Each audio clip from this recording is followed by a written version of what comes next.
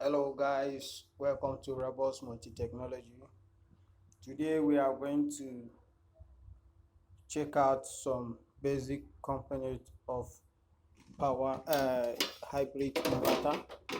This is an inverter designed by High Power, marketed by Xynox.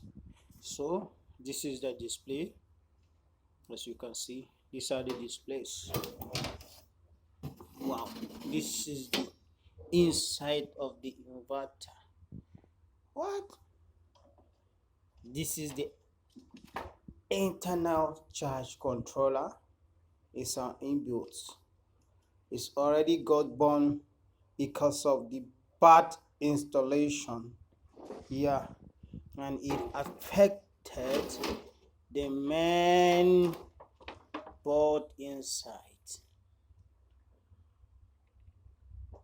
So now I'm trying to fix it now.